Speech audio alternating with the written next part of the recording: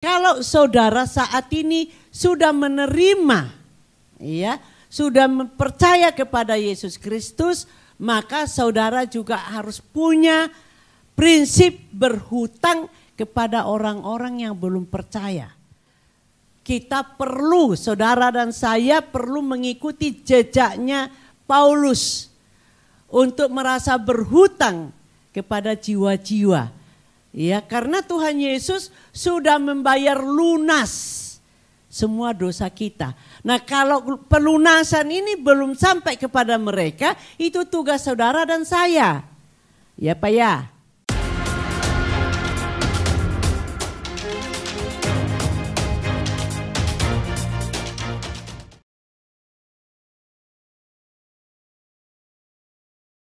Nah, saudara yang kekasih, kalau hari-hari ini Tuhan sedang menuntun kita untuk senantiasa membawa buah, yaitu buah-buah pertobatan.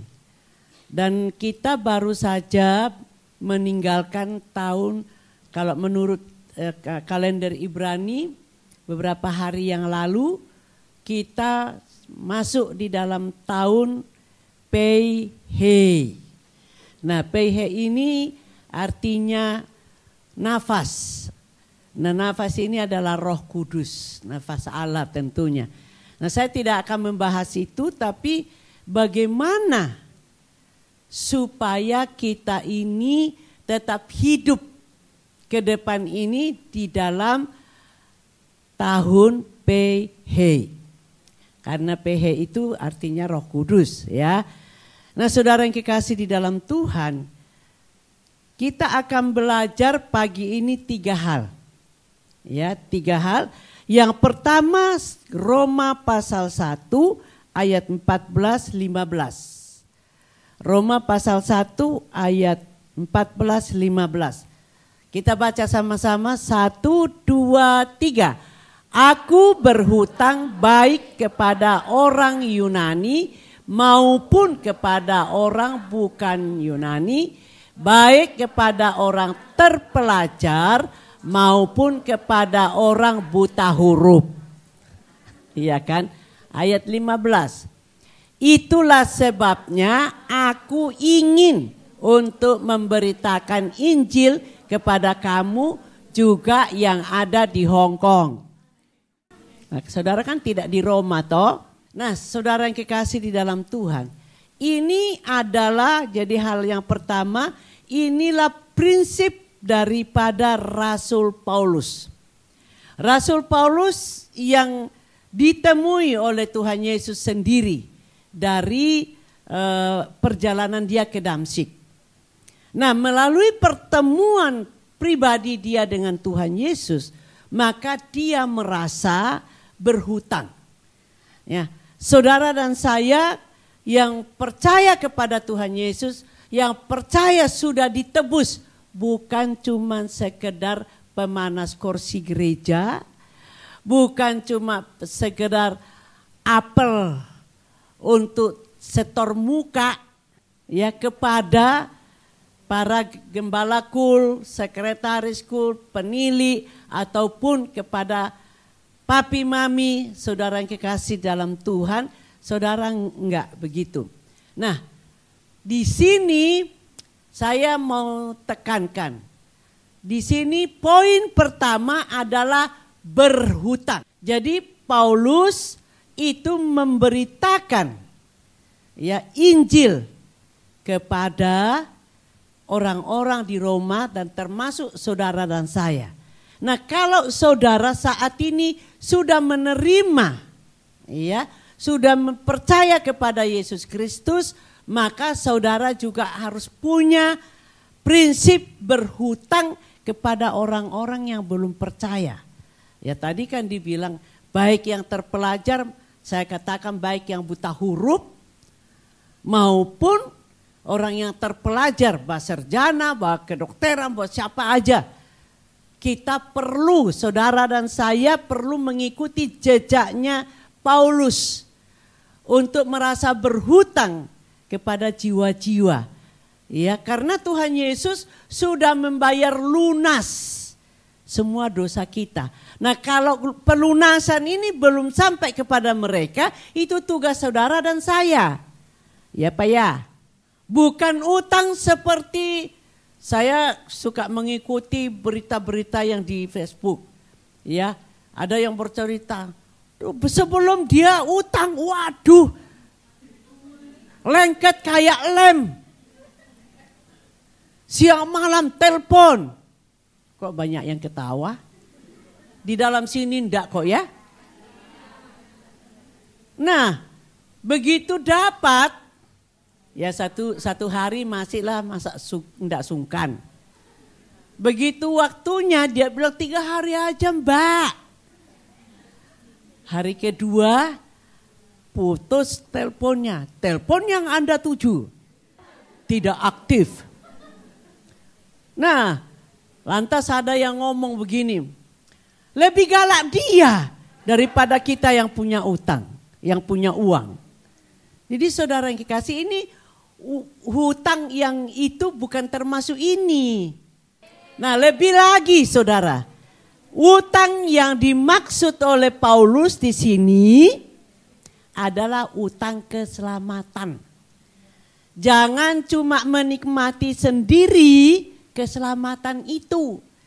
Nah, apalagi kalau saudara punya bekas mertua yang, nah tuh galak katanya. Tetap saudara berutang kepada dia, meski biar urusannya dia galak. Tapi urusan saudara dan saya, utang jiwanya dia, utang keselamatan. Tapi galak itu enggak apa-apa. Urusan kita dengan Tuhan, urusan dia dengan Tuhan perlu dipisahkan. Tapi aku tetap berhutang. Kami sampai ke Hong Kong ini, walaupun belum kenal dengan saudara, tapi kami merasa jiwa-jiwa di Hong Kong ini kami berutang. Maka kami punya kewajiban untuk sungguh-sungguh mendidik saudara. Untuk sungguh-sungguh bisa menunjukkan kepada saudara jalan kehidupanmu, tujuan hidupmu di dalam Yesus Kristus. Bukan cuma sekedar menjadi pemanas kursi gereja, alias penyetor muka kepada gembala kulmu, sekretaris kulmu, atau penilikmu, atau koordinator ibadah, apalagi dengan papi mami. Ya, saudara, saya pernah hanya kewajiban ibadah. Dulu sebelum saya lahir baru, saya dari perut sudah jadi orang Kristen. Nah, saudara yang kekasih, kayak saya tidak mengerti utang jiwa itu tidak ngerti. Jadi saya karena kenal dengan pendeta atau gembala dan beberapa majelis kenal. Jadi saya kalau midnight show kadang-kadang telat bangun, jadi enggak pergi gereja. Ya apalagi kalau sudah punya rencana mau piknik, mau apa, naik Vespa saudara. Jadi saya pagi-pagi kalau ketiduran datang di ibadah 2. Nah kalau sepanjang hari itu 3 ibadah, yang saya juga heran, kok pendeta saya itu kok bisa tahu kalau saya tidak datang ibadah loh. Padahal 3 kali ibadah. Dan kadang-kadang kan khotbahnya beda-beda, pendetanya beda-beda. Jadi kalau hari Senin, jangan ditiru loh ya, awas. Kalau hari Senin pagi, karena kami 2 kerja, ya. Kalau hari Senin pagi, ketok-ketok, aku lari masuk ke kamar mandi. Saya sering ngomong ini, ya, untuk saudara tidak lakukan. Nah, lalu saudara yang kekasih, saya berteriak, saya panggil papi waktu itu Koko. Keluar, aku lari ke kamar mandi. Jadi saya suruh dia menghadapi majelis yang datang tanya, Nyoh, Noni kenapa ndak pergi gereja kemarin? Nah, ya, jadi sungkan. Waktu itu kami sama sekali tidak memikirkan tentang pernyataan Paulus ini berhutang. Tapi setelah saya lahir baru, saya tahu ini dan saya berkewajiban untuk memberitakan Injil kepada siapa saja. Bahkan saudara, ya kan ini kan tidak terpelajar. Saya naik becak, ya saya ya cerita sama tukang becak siapa Yesus. Nah kalau tukang becaknya orang Madura, saya kan tidak bisa bahasa Madura. Saya tuh di tas saya bawa traktat bahasa Madura. Jadi kalau saya ketemu dengan orang Madura, karena merasa berhutang dengan orang Madura, ya saya kasih itu. Tuhan, saya nggak bisa bahasanya. Saya minta Tuhan berkati traktat ini supaya masuk di pikirannya dan supaya dia juga diselamatkan. Itu namanya kita berjuang membayar utang. Dan utang itu sampai saya tutup mata baru selesai. Terus menerus berhutang. Nah saudara, saya naik taksi ya, pernah saya cerita bagaimana saya mau diturunin. Ya enggak apa-apa mau diturunin, pokoknya saya harus memberitakan Injil karena saya berhutang dengan jiwa-jiwa yang saya temuin dan dengan Tuhan Yesus yang sudah membayar lunas utang saya. Tapi utang dosa saya ya sudah dibayar lunas. Kewajiban saya harus memberitakan siapa Yesus kepada, apalagi sekarang ini dikatakan Jesus for everyone. Ya. Nah, saudara yang kasih, ini yang Tuhan mau di dalam kehidupan kita. Ya di ayat yang ke-15, di situ dikatakan, itulah sebabnya aku ingin. Ya jadi bukan karena wah kita mau gagah-gagahan datang ke Hong Kong, wah hebat bisa jadi gembala di Hong Kong. Enggak saudara. Di latar belakangi berhutang kepada saudara. Untuk kami boleh, ya untuk kami boleh Tuhan, kita ngomong Tuhan, saya membayar utang dengan cara mendidik mereka semua. Supaya mereka menemukan tujuan hidup saya di dalam Engkau dan tidak sekedar menjadi orang Kristen pemanas kursi gereja. Apalagi punya tujuan hanya, ya toh, yang penting aku sudah setor muka, dapat apa saudara? Nah, yang kita pentingkan datang ibadah itu mengerti firman Tuhan. Tahu kehendak Tuhan di dalam kehidupan kita. Fokus kita hanya menyenangkan hati Tuhan. Karena itulah utang kita. Tuhan akan senang apabila saudara dan saya memperhatikan perintah-perintahnya.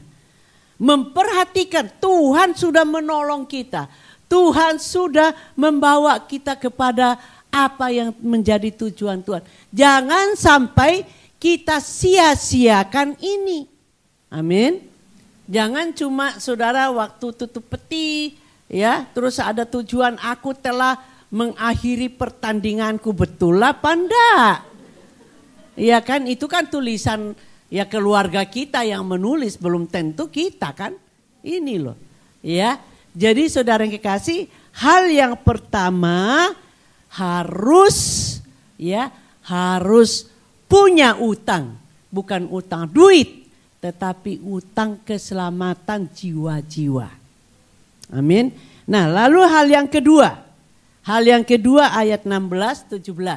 Yuk kita baca sama-sama. 1, 2, 3. Sebab aku mempunyai keyakinan yang kokoh dalam Injil, karena Injil adalah kekuatan Allah yang menyelamatkan setiap orang yang percaya. Pertama-tama orang Yahudi, tetapi juga orang Yunani. Ayat 17, sebab di dalamnya nyata kebenaran Allah yang bertolak dari iman dan memimpin kepada iman, seperti ada tertulis, orang benar akan hidup oleh iman. Jadi yang kedua adalah keyakinan yang kokoh. Coba ayat 16 buka lagi. Sebab aku mempunyai, itu ada kata sebab, berarti masih ada hubungannya dengan hutang. Ya, hutang, kita berhutang di atas. Nah, sebab aku mempunyai keyakinan yang kokoh dalam Injil. Saudara yang kekasih, kalau saudara tidak punya keyakinan yang kokoh di dalam 4 Injil, yaitu mempercayai sepenuhnya bahwa Yesus adalah Tuhan dan Juru Selamat kita. Ini keyakinan yang kokoh. Ini keyakinan yang tidak bisa digoyahkan dengan tawaran apapun. Orang yang memiliki keyakinan yang kokoh berani bayar harga. Walaupun dikucilkan, enggak apa-apa. Itu yang orang yang punya keyakinan yang kokoh. Nah, saya ceritakan sedikit latar belakang saya. Saya dulu loh ya, jangan ditiru ya, karena itu sudah 30 tahun lebih yang lalu. Saya ini tukang gosip, saudara. Saya Kristen tapi tukang gosip.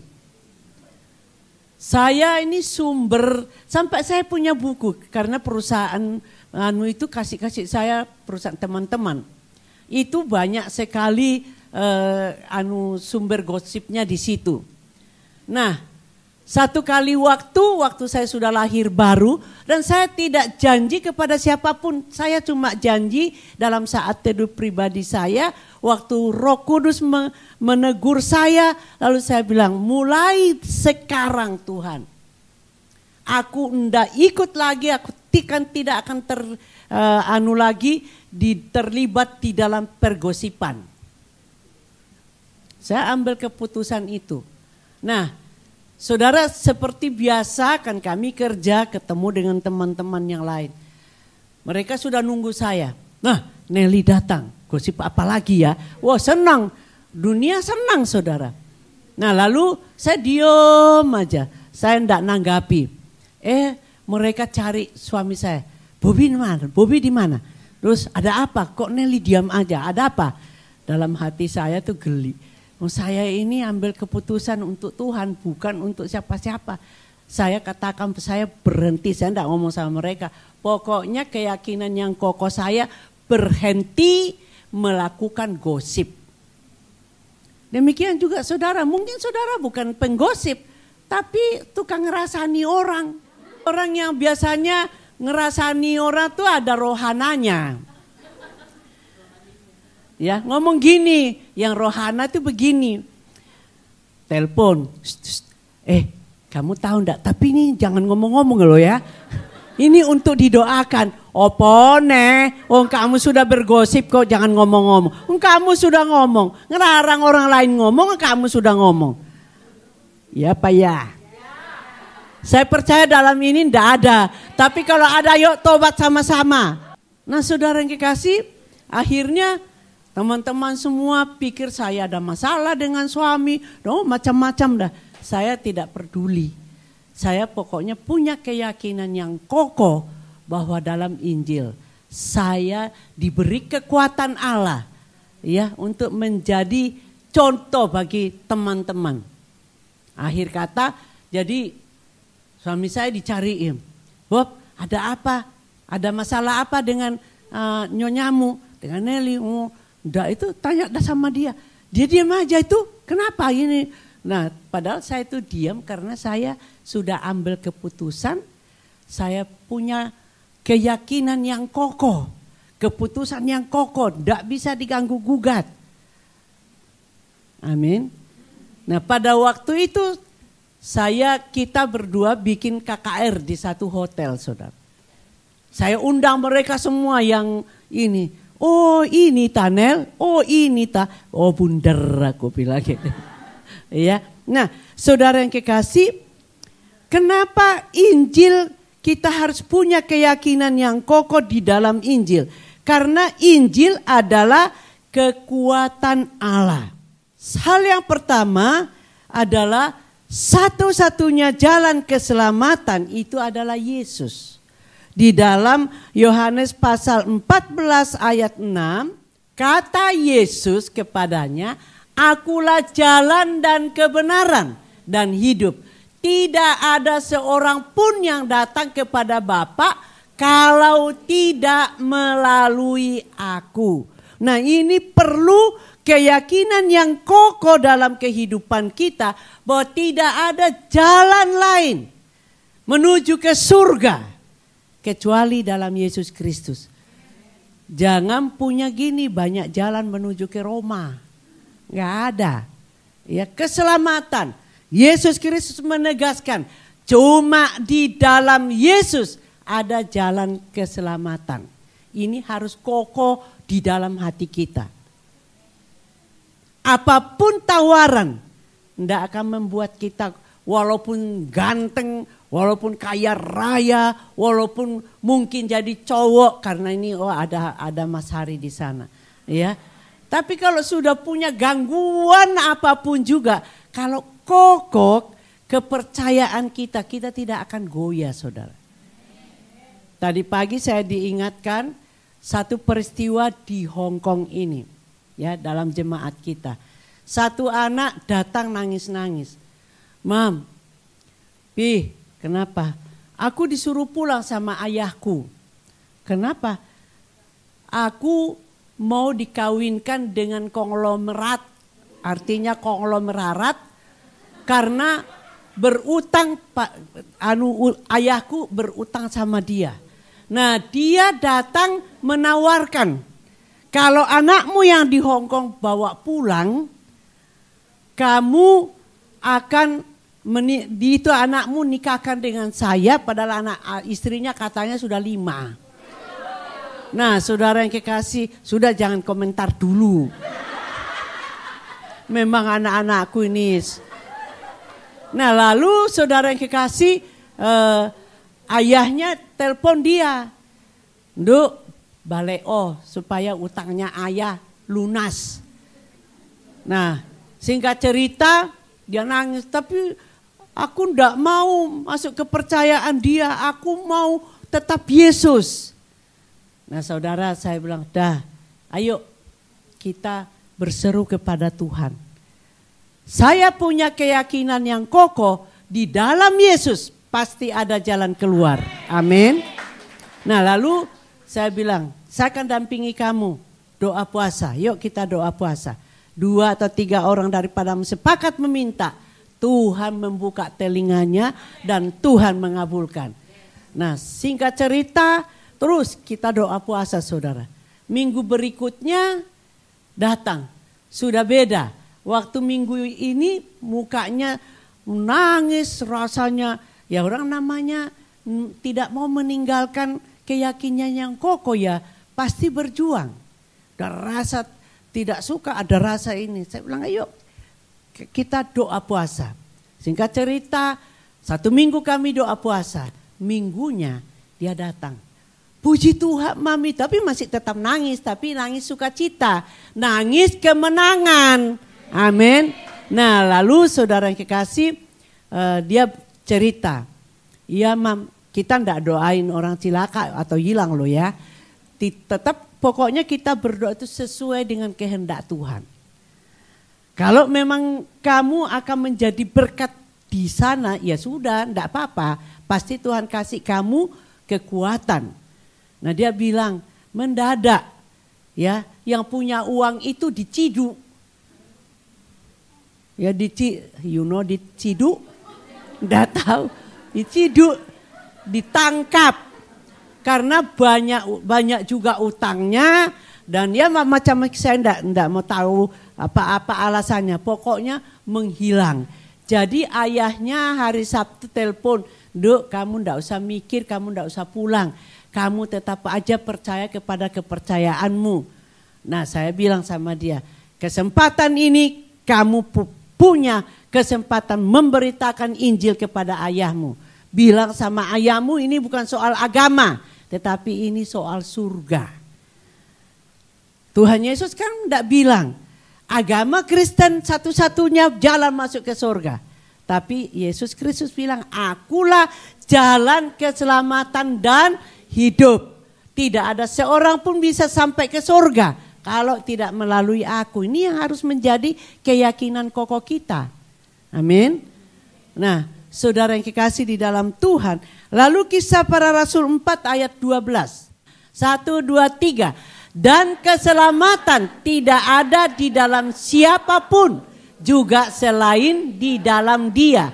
Sebab di bawah kolong langit ini tidak ada nama lain yang diberikan kepada manusia yang olehnya kita dapat selamat. Amin. Nah, ini harus kokoh kepercayaan kita. Harus menjadi satu jiwa kita, pikiran kita tentang ini. Tidak ada. Maka kita kalau sudah punya keyakinan yang kokoh akan ini, kita tidak akan pernah goyah. Apapun keadaan, jangan cuma bisa nyanyi, apapun yang terjadi di dalam hidupku. Nah saudara, tapi begitu tawaran, miliar loh, dia orang miliarder loh, gak ganteng lagi, kamu ndak kepingin. Saya dulu sebelum saya tobat saudara, saya punya prinsip. Kalau bukan cuman waktu itu belum tahu lahir baru. Kalau bukan orang Kristen, sekaya-kaya apapun, ganteng kayak apapun, saya tidak akan tergoda. Pokoknya no way. Nah saya punya prinsip, pokoknya orang yang suka kerja. Karena kalau yang tidak suka kerja, segunung apapun diambilin, ya tidak akan jadi. Nah tapi memang ada resikonya. Karena saya tidak tidak memiliki, karena nggak ngerti. Lahir baru. Nah makanya sekarang saya ajarkan Kristen plus lahir baru. Jangan cuma jubahnya Kristen pemanas kursi gereja, kamu akan nangis. Karena dia tidak tahu firman. Ya, saya 6 bulan baru tobat, itu yang namanya saudara sekarang panggil papi-papi itu. Ya. Bergumul, berjuang 6 bulan. Kasih karunia Tuhan turun kepada dia. Ya, jadi saudara yang kekasih, satu-satunya jalan keselamatan hanya di dalam Yesus Kristus Tuhan kita. Tepuk tangan yang meriah. Nah, lalu kemudian Injil adalah kekuatan Allah, ada di dalam kita selamat karena kasih karunia. Jadi bukan kuat, bukan gagah kita. Bukan karena kita pandai berdoa, bukan. Bukan karena kita nyogok Tuhan dengan perpuluhan, bukan. Tapi semua kita bisa selamat di dalam ruangan ini karena kasih karunia dari Tuhan Yesus. Selanjutnya, ini yang banyak orang nolak. Ya, pengampunan dosa. Kisah Rasul 10 ayat 43. Tentang dialah semua nabi bersaksi bahwa barang siapa percaya kepadanya, ia akan mendapat pengampunan dosa oleh karena namanya. Jadi yang selanjutnya, masa lalu kita, dosa-dosa masa lalu kita itu dihapuskan oleh darah Yesus. Ini harus punya keyakinan yang kokoh supaya kita ini ndak dihakimi oleh setan terus. Kalau kita sudah percaya, darah Yesus menyembuhkan saya, darah Yesus menghapus dosa saya. Jangan lagi, makanya kenapa kita bikin HMC di sini. Supaya saudara dalam pelajaran HMC itu, saudara mengerti bahwa dosa masa laluku itu sudah kuakui, sudah dihapuskan. Dosa akar pahit. Dosa apa lagi? Citra diri. Sebenarnya masih ada sesi-sesi berikutnya, tapi karena waktu kita ya cuma 4 sesi aja. Nah, saudara yang kekasih, ini yang Tuhan mau kita ketahui. Pengampunan dosa. Nah, kalau kita sudah diampuni dosa kita, maka kita juga harus cuma salah mengampuni. Jangan niru saya saudara. Saya ini dari SD sudah hafal doa Bapa Kami. Nah, tapi saya cuma hafal. Saya tidak mampu melakukannya. Coba salah satu kalimat, dan ampunilah dosa kami. Ampunilah orang yang bersalah kepada kami seperti. Ayo lanjut. Lagi jangan dah. 1, 2, 3. Dan ampunilah dosa kami seperti keras.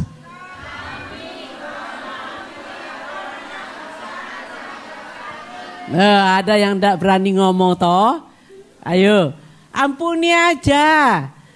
Kamu tidak ngampuni, Tuhan akan kasih kamu kekuatan untuk mengampuni orang itu. Amin.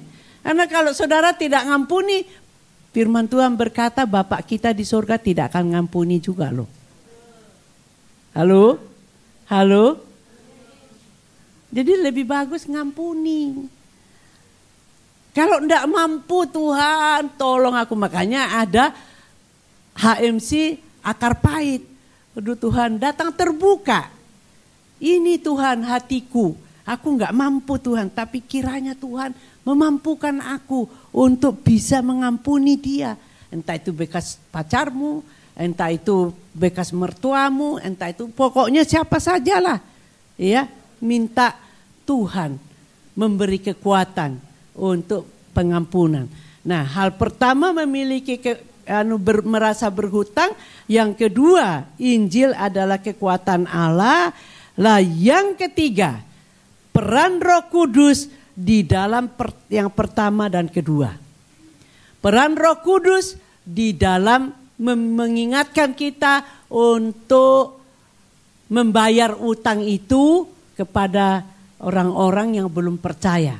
Karena di dalam Yohanes pasal 16 ayat 8 dan 9. Dan kalau ia datang, yaitu Roh Kudus ya, ia akan menginsyafkan dunia akan dosa, kebenaran dan penghakiman. 9, akan dosa karena mereka tidak percaya kepada aku.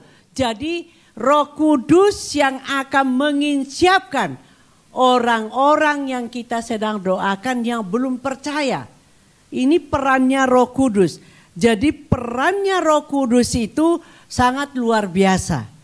Ya, kita berdoa jangan dengan kekuatan kita sendiri. Kita minta Roh Kudus tolong supaya orang yang saya doakan ini Tuhan bisa insyaf dari dosa-dosanya. Siapapun saudara minta Roh Kudus. Karena Roh Kudus diutus oleh Bapa di surga melalui Tuhan Yesus untuk menolong kita semua. Supaya semua yang kita doakan diinsyafkan ketidakpercayaannya kepada Tuhan Yesus. Ya, oleh sebab itu saudara, kesimpulan daripada pelajaran 3 pelajaran ini adalah mari hubungan dengan Allah dipulihkan melalui percaya kepada Tuhan Yesus. Jadi saya selalu menggambar kalau salib itu Allah di atas lalu bawa di garis ke bawah tanda panah, di bawah sana saudara dan saya yang penuh dosa. Jadi Allah datang memperdamaikan dirinya dengan saudara dan saya. Nah, setelah itu horizontal itu saudara dengan saudara yang lain itu bersekutu ya di dalam kekuatan salib Yesus. Itulah yang kita perlu benar-benar pahami di dalam kepercayaan kita kepada Tuhan. Saudara kalau tidak bisa ngampuni, saudara jangan berharap. Ya, karena ya prinsip Tuhan kita harus mengampuni, Bapak kita di surga juga akan mengampuni kita. Dulu waktu saya belum bisa ngampuni, saya sembunyi dari ini. Tapi setelah saya bilang mau tak mau diperpanjang-panjang juga, ya harus menuju ke situ karena itu prinsip kerajaan Allah, pengampunan.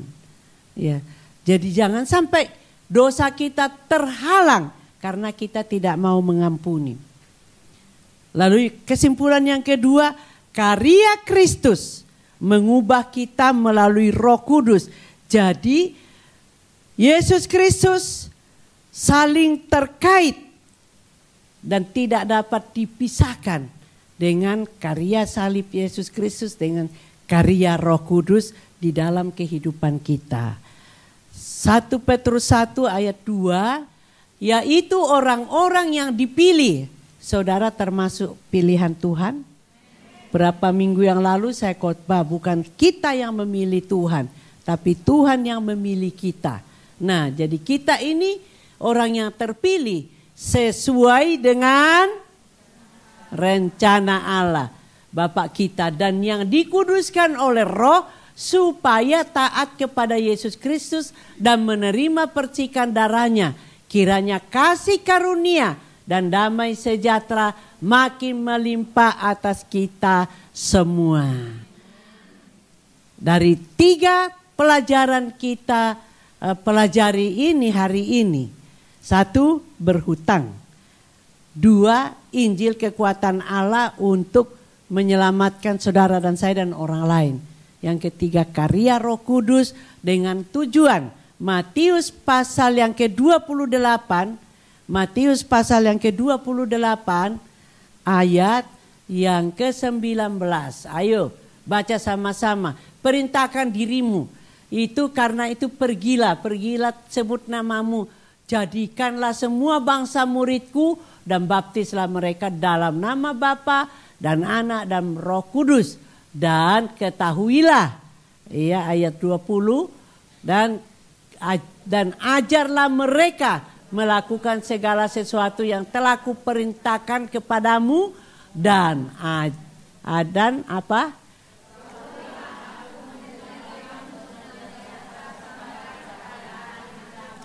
Amin. Mari bangkit berdiri.